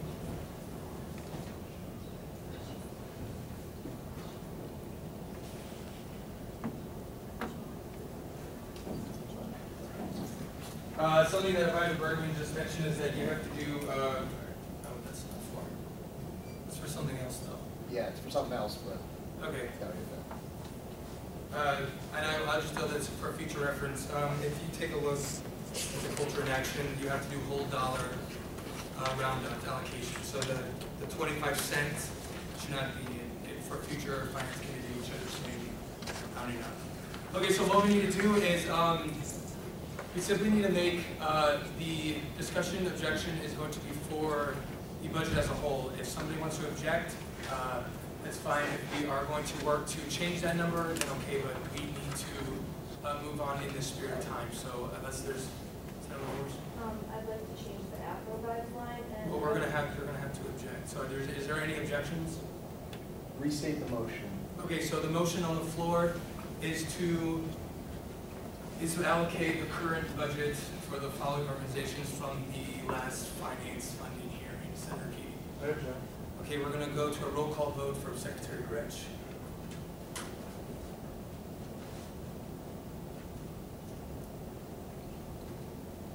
Can you clarify what? Yes, can you clarify what's yes and what's no? An objection, yes, is to what? It's just voting on the motion. Yeah, you're just voting on, yes is to approve of this, no is to not approve of this. Again, yes is to approve of this. Secretary Gretsch, go on with the objection, with the roll call. Speaker Hall. Yes. No. Okay. Oh. You're not voting on the objection, it was just said again. Yeah, You're voting for those numbers as is. Yes. Okay. Senator Magnus, Yes. Senator Kangan, Senator Babiote, Yes. Senator LaForce, No. Senator Santalo, No. Senator Sy, Yes. Senator Merriweather, Senator Merriweather, No. Senator Keating, No. Senator Wilson, Senator Spiridonova, Yes. Senator Mascarella, Yes. Senator Walsh, Yes. Senator Summy, Senator McCarthy, Senator Jaya, Senator Swift, Senator Najjar, Senator Cardamom, No. Senator Roth,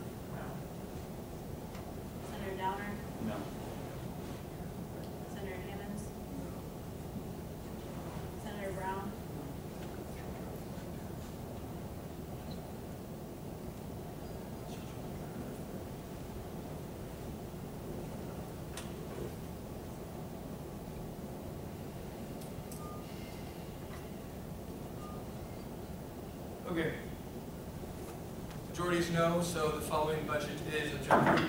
So at the Senate, or I guess, the Senate, now we can formulate to come up with a new budget number for Afro Vibes. Senator LaForest.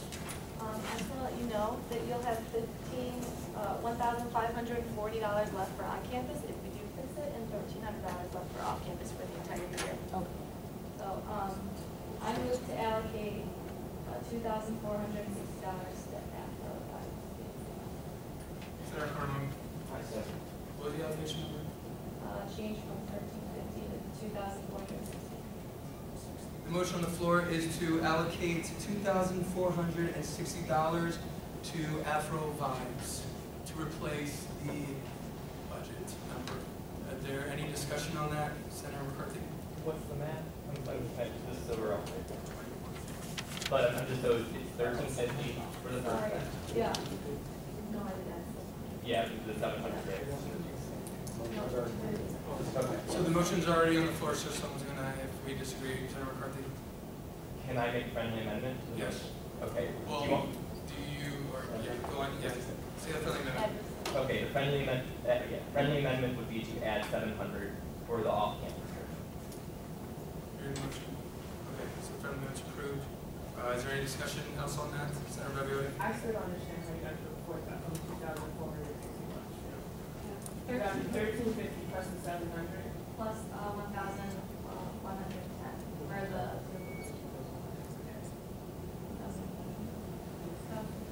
Senator McCarthy? So I think what happened was the original number for the motion was 1,350, which is for the first event, the welcome party, and the 1,100, which is for the Zumba party. Okay, so that got us to the original motion, which neglected the 700 for the off-campus. So my friendly amendment was to add the $700 for the off-campus, bringing the total up to 3,160.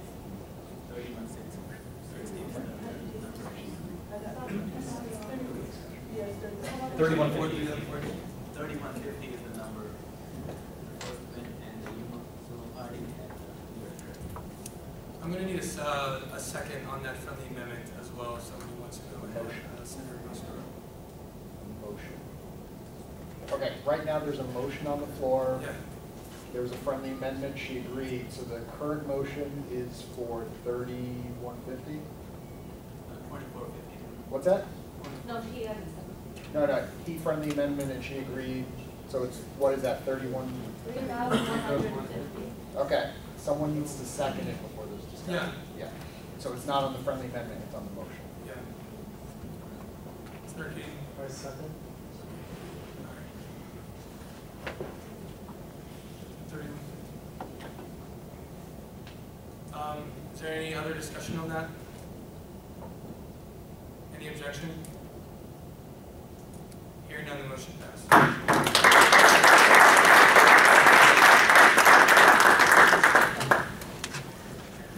Also, I'd like to share, there was a crime conflict in the first hearing meeting. I would like to apologize for that. And I would like to mistake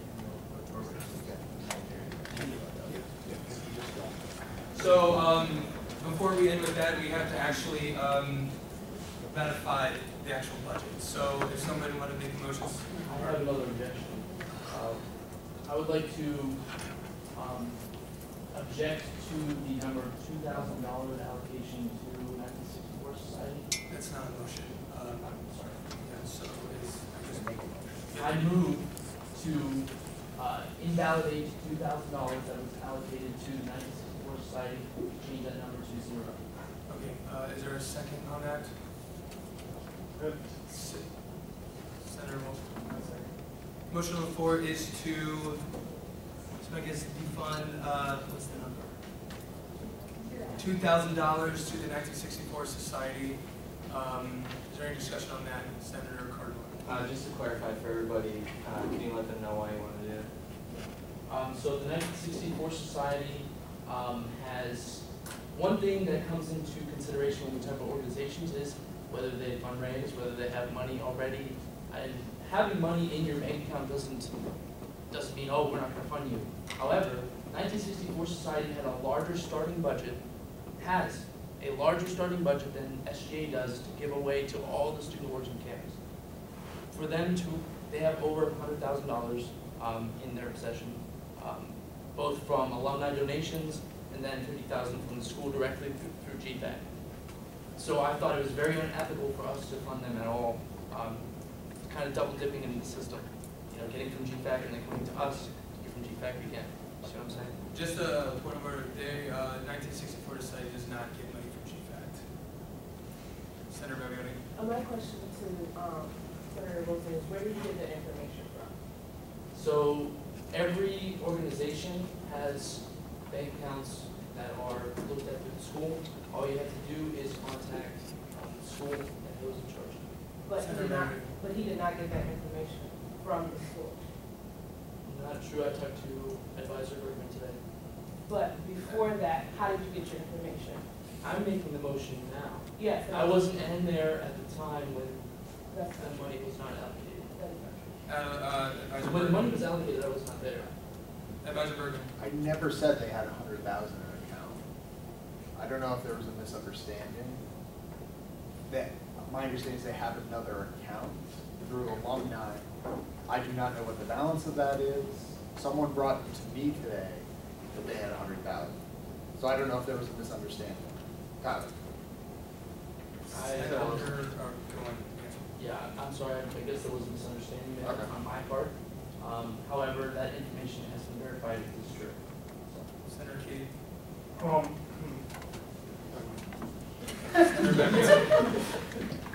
Even though Tyler was not at the meeting when we did allocate it, I misunderstood what he said. But he was at the original meeting when we were talking about the funding. I'm asking him personally, where did he get that information from? It was brought up at the meeting from a member who was not on finance committee. Thank you. So if we did not know from that person, then we would have still allocated that money. Is that not true? Correct. Sounds like there's like disagreement on whether or not there should be money there. That it sounds like it's like you're thinking in retrospect. Oh, if we hadn't known this information would we have funded? Yes, probably. But is it a good thing that you got the information? I don't know. I guess that's for the Senate to decide. There's going to be a motion on the floor, and I guess the Senate vote on it if you want to disagree. Is there any other discussion on the motion on the floor currently? Senator What exactly are we giving $2,000 for? Anybody from the Finance Center of Horse? They have requested the maximum amount for off-campus for their retreats. It was $8,000 they wanted, we chose Fund 2. Any of the Senator Baglioni? I have a question. Aren't they considered an organization? If they are considered an organization. So they do have the right to fund. They do. Vice President Kwong. I just want to know if they'd be able to use their money from whatever budget they already have to go on that retreat, or do they need this money from SGA in order to do that? Like, if we don't fund them, are we barring them from going on that retreat? I feel like if there was an issue, then they wouldn't ask us for money, right? I don't know, is that something that you would address them in the finance meeting, the budget hearing? Senator LaHorse. There were more costs that we didn't cover with the funding of the $2,000, so I'm assuming they're going to be able to cover the rest with whatever they have or whatever they fundraise. So I'm assuming that we do have more money and do have other ways of getting money to help cover. Senator Carmona. But that doesn't mean that that money is set aside for them. Like, if they do have money that in their account now, they might be using it for something else, and it's like something that they do need money for because they're going to be funding other things with money that they're. Director Reynoso. Just to make it clear, going off of what Senator Carbone said, the whole process of 2000, and I agree with Senator Wilson, we have an organization here looking for money that Finance Committee, we decided and we spoke deliberately on, and we're just trying to figure out why exactly that'd be an issue.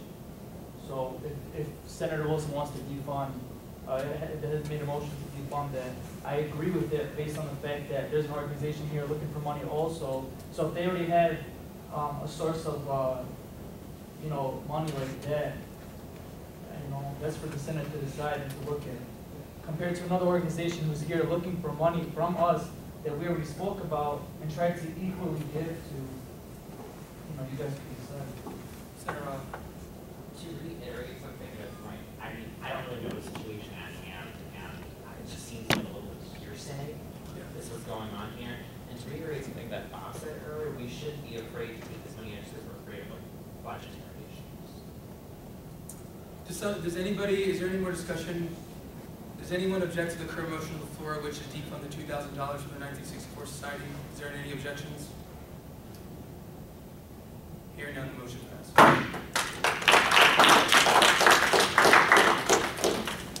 Can someone entertain a motion to ratify the current budget, or the new budget right now? Senator King. I move to ratify the newly updated budget. Any seconds? Senator Morse? I second. Motion on the floor is to update the new, updated budget. Is there any discussion on that? Is there any objection?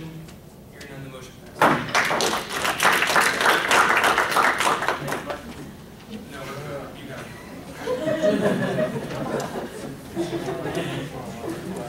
All right, wait, keep it. No more. Hey, discussion's over on the treasure. We're going to go to next thing. That's pretty sure it's Senator McCarthy. Let me pull this up. Yes, Senator McCarthy has a committee update.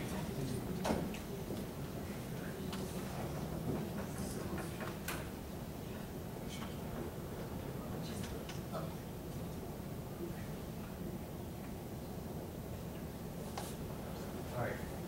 So I'm going to talk two things. I'm going to, in the interest of time, kind of go quickly. So this is update on the multi-faith committee.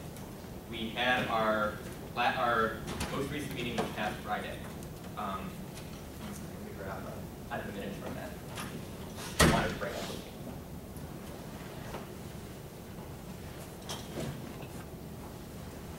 So as you know, the multi-faith committee is an ad hoc committee that we created at our first official, not our first official, I guess probably like the second or third official SGA meeting. And it was basically to go along and try to see the success of the proposal to designate a multi-faith space on campus that's more amenable to the diversity of faith for CSU students. So at this most recent committee meeting, we had really good attendance. We had like 15 people there, including myself, Senator Hooks, Senator Albatar, Senator Smith, Senator Najjar, and then we had a faculty member, Remnick, who's from the Understanding Cross Faiths. He's over in the anthropology department. I don't know his position, but Roberto Chavez, he was coming to us for multicultural engagement. He was there, he's an administrator, as well as Senator Kangan, and then a director from FAST, which I'm not going to butcher his last name, but it's Director Shahada. Owen Davik, who was appointed our secretary and represents the New Catholic Campus Ministry, and then Benji Lashe and Ms. Hill, who represent a student organization. So basically what we've done is we got a lot of people at the table for this multi-faith committee. We have a variety of faiths at the table, basically to designate, find a space, and figure out how we're going to succeed in doing it.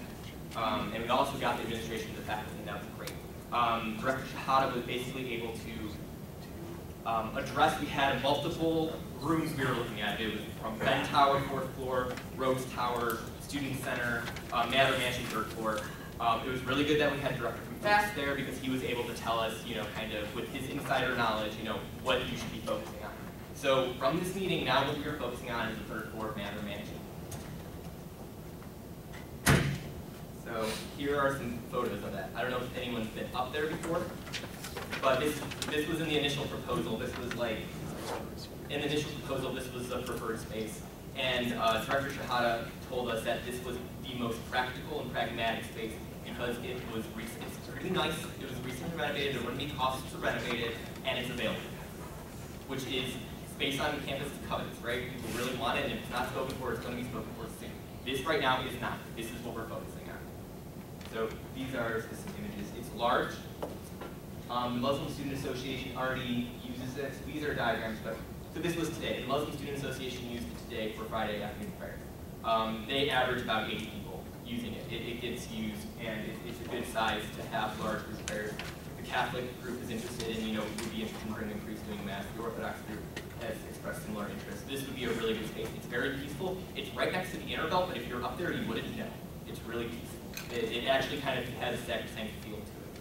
So that's what we did today. I've had a meeting with Shannon, student life. I don't know, her last name is a hyphenated last name. So again, I apologize for not using people's titles and last names, unprofessional of me. But we had that meeting yesterday. Her advice to us was get in front of the Spaces Committee, which meets at a university committee that basically decides and makes recommendations for how spaces are used. So that's what we're going to do. We're going to kind of craft a proposal as this coalition of organizations, administration, and faculty. Bring this proposal and bring it in front of the Spaces Committee. The Spaces Committee meets at an as-needed basis. So we're going through the process of filling out that form. What we're going to do is we're going to collect good, concrete, quantitative data that we can present to make our case. This is our, our case as students. So these are just blueprints. This is a blueprint of 301 in Mather. It's 2,079 square feet. Me and Senator Kangan went yesterday. Go check it out, and you know my thoughts on it. So that is my update for the multi-faith committee. This is the work we've been doing, and this is what our plans are. We're going to go. The next objective is to get on the Spaces Committee after we have crafted our proposal, make a good presentation, and hopefully see this through.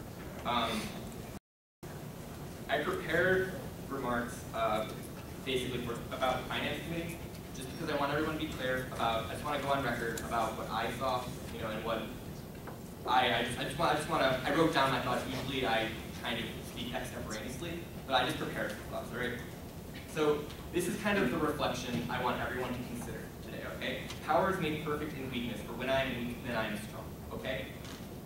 Our role as government, as senators, as directors, as committee chairs, and as president, our role is the role of servant. Okay? It should be humbling. If you're here for some other reason, self-aggrandizement, I respectfully suggest reevaluating if SGA is where you ought to be. Some of the most self-sacrificing individuals on this campus do not get the opportunity to sit in this room, and that's a fact. Therefore, it is our duty to be stewards in our privileged positions to serve students. There's no greater privilege. All right, that's kind of just what I wanted to preface with. Article 2 of the Constitution. This is what student government is supposed to be about, all right? This is what our mission is. We're supposed to advocate for students, and SGA, that's section 1. Section 2, that's basically just section 1. Section 2 says, SGA shall allocate funds to student organizations in order to promote programs and activities that contribute appreciably to the cultural, educational, and social purposes of CSU. Everything that we talked about today, well, a lot of student organizations who come to our committee meetings, that is exactly what they want to do, and it is our job to serve them. Not just to deliberate and decide, we are to serve them. We should go out of our way to do that, okay? Just want to make that clear. I want to walk you through what the Finance Committee has been going through, because a lot of people were in the office, a lot of people have heard about it, but I just want to go through, this is going to be as objective and unbiased as possible, just to walk through people so they know what the process is and what's gone on this last week, all right? So I just want to take you through what's gone on with finance. So Wednesday, 10/7, that was a meeting where we basically decided our rules. That's a meeting where we decided that this first round we're going to decide for $4,000. We're going to cap it off because the idea was, we don't want to spend all the money before we know GPAC's going to give it to us. It sounds like GPAC's going to give it to us, which we should be celebrating, because that means we have more money to give back to students, okay? That was scheduled. Not all the committee could be present. I couldn't be present for that. A couple other senators could, but there was a quorum. So that's what was decided there, okay? And that's also where we decided, I wasn't there again, but we decided that student organizations were going to come to our budget hearing on a first-come, first-served basis. That did not work out. We know that didn't work out. So Friday, 10/9, that's the first budget hearing. Basically, when we were talking about how there was miscommunication, understanding what an organization was asking for, that was at this budget hearing. The budget hearing was October 9th, and it went from 3:30 to about 6:30. Okay, it was a 3-hour-long thing, and it was not the best. It was very disorganized. I'm going to put it that way, okay? All orgs showed up at the same time. We were in the business building, and everyone was crammed into a narrow hallway. There's like 100 people in that hallway, and a lot of people were not pleased because in my past, having come in front of those budget hearings, what we usually do is each organization is scheduled time to come, okay? That's what works. We didn't do that. I accept responsibility for that, and the Finance Committee has to respect. I would expect, I'm not going to speak for anyone else. I accept responsibility that we did not do that, okay? So that is what basically created a lot of confusion and a lot of tension. And I just want to say that that tension did not go away after that meeting, okay? I've talked to a lot of student organizations. They are not pleased right now with us. And they never have been, a student organization coming in front, yeah, of course, they're never pleased with how much money we're going to give them. That's the fact of the matter, that's the fact of life, fine. But they are particularly, they feel like their time was wasted because they had to be there for 3 hours, some of them, okay? In this last couple weeks, I would have hoped to see a lot more outreach going on to these student organizations, to know that we care about them and that we're here to serve them. And just to reiterate that and make sure that's focused. That's what I want to see going forward, and that's what we're going to do going forward, okay? So the following Monday is when we had deliberations. Deliberations are where we decided, we went line by line and decided what we could give money for. Of course, there are procedures to that. We can only get $2,000 for off-campus, so if people are asking more than $2,000, we can't give it to them. Fine. An apology was sent out in between. Not all student organizations were satisfied with that policy. I think we should have done more. Okay? I think we should have done more to make sure that student orgs know that they are being heard, that we care about them, and that we're here to support and serve them. The deliberation started, orgs, my note says orgs are not news. Wednesday, 10/4, we came back for deliberations because we had more to talk about. During that meeting, that just happened, okay? We did one meeting Monday and one meeting Wednesday. That's when the deliberations happened, okay? So, also, can we have a round of applause for Senator Matt Walsh over here? Because he has been doing so much work right now, and like, doing these and he's a senator, okay? That's not necessarily his job description, but he has gone above and beyond to serve students, okay? So I just want to recognize him. My kind of takeaway, though, is a lot of the reason there was miscommunication was because we were not keeping good minutes. Okay, we did not take good notes. That needs to change. Because when a student org comes to you and asks you, why didn't you fund it, we better be able to all be on the same page and know why that happened, okay? If something that didn't happen, it's something we're going to have to work on. I think there was just too much kind of passing the buck going on with all that, too. And I'm just going to say this, again, I can speak for myself, but I'm ashamed by how unprofessional our proceedings have been. They weren't, that's an observation I had, and I want to see that change. So this is another statement I'm going to just read. We are all new to this granted, but something has got to give. Please, we cannot be nonchalant. It is disrespectful to our fellow students and ourselves. It looks like impropriety, and I'm not going to jeopardize my own or my colleagues' reputations. As the Senate, do not ignore this. As a committee, we are obligated to be accountable to the students, and there is growing resentment, which, if left unaddressed, will deeply mar our body's integrity. Things are done, you must do them, right? I think we need to designate time slots. We talked about this. It's what we're going to do going forward for student groups. We can't do it first come, first served basis, because it just doesn't work. We saw that. In concert with the United Student Organizations Committee, we're going to have to conduct more meaningful outreach to student orgs so we can repair the relationship, because it's damaged right now. We also need to take better minutes. And I would like to have a motion come from the Senate. I volunteered to help, and I talked to Mo Yasin over there. He is our assistant treasurer.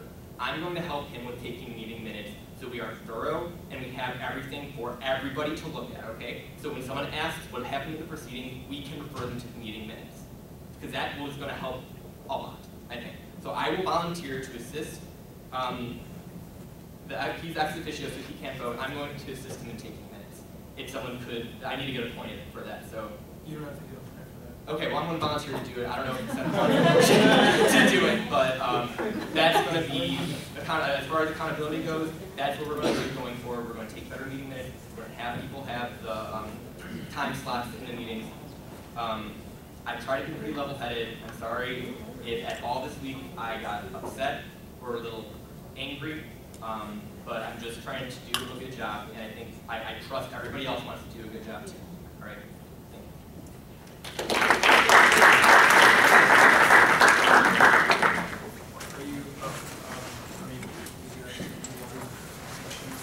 In the interest of time, unless someone has a pressing thing they want to ask me, in the interest of time, I just really want to kind of applaud you for taking credit for everything, going up from the science and doing that, addressing what's happened, because all of us are aware, and we've all heard things too. So, I mean, kind of bringing it up and making it light, making it official that we all are aware of it, and that you are going to make change, leading that change, is really awesome. So thank you. Thank you. Director Costa, you can come up and give your update.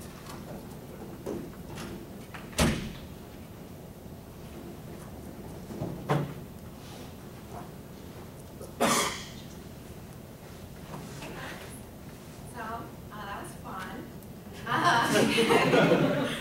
So I'm going to make this really short because I care about all of you. Ohio Student Government Association, let's talk about it. It's exactly what it sounds like. So the Ohio Student Government Association, OSGA for short, was formed in December 2007. Presidents of, organizations just like ourselves got together and were like, let's strengthen our voice and actually do something about public policy as far as that goes. Because, we deal with issues on campus, but, federal issues affect us as well. Let's talk about these issues. So there's some pressing issues.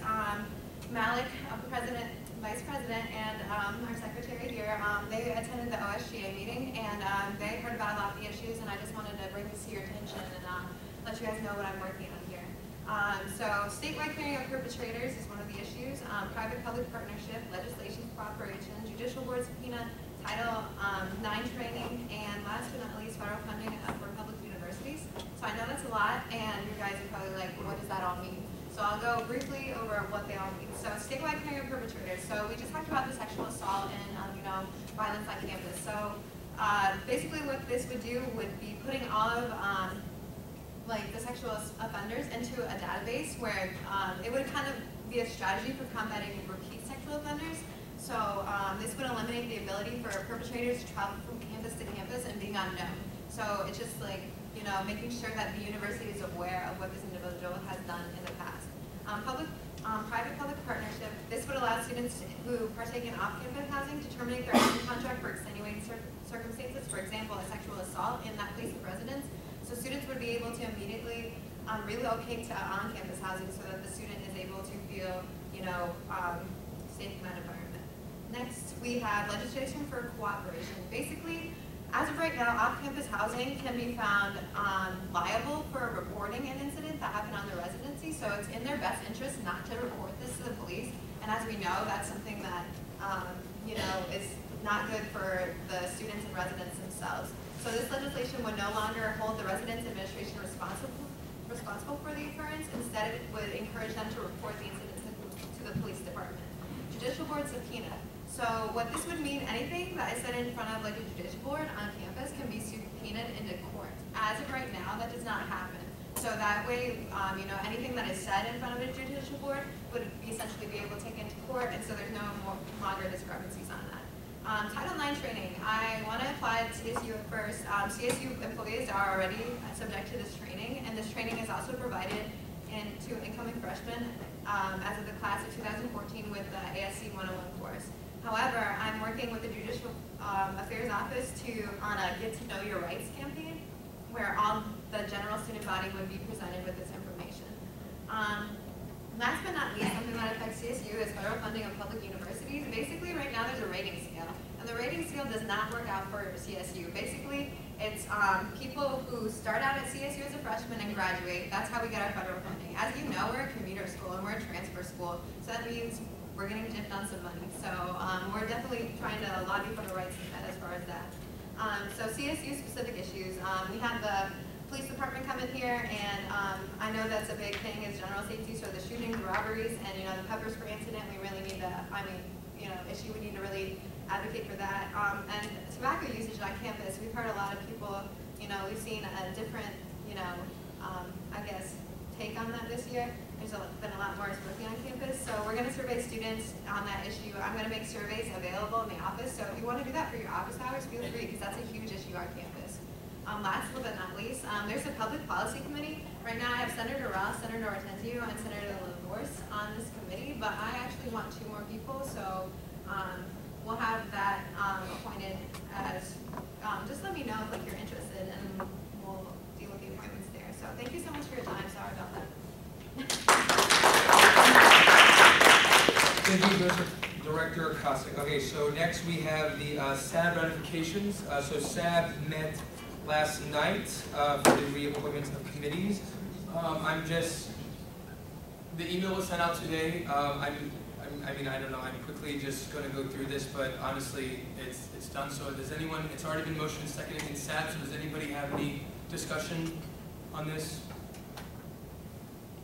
Any objection? Hearing none, the motion passes. Next we have on the agenda, we have SAR Bet. We have 3 new senators that came in. There was a little confusion about how many seats we have. Did some taken away? Met with Advisor Bergman just to make sure I clear those up. We have 3 senators.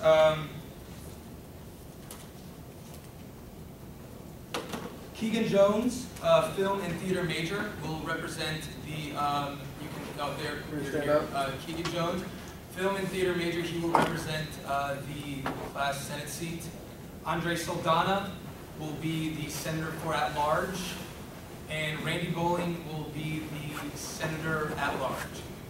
These are, so I met, this has been motioned and seconded, so does anybody have any discussion? Any objection? Hearing none, the motion passed. Last on the list, I have the duty to appoint a director of policy and procedure. This was a very, very extensive process. Great candidates that applied. In the concept of time, I'm just going to go ahead. The appointed director of policy and procedure of my choosing was Randy Bowling. He has been in SGA for 3 years, very, very, very aware of everything that goes on, Constitution, Robert's Rules, Ops Manual.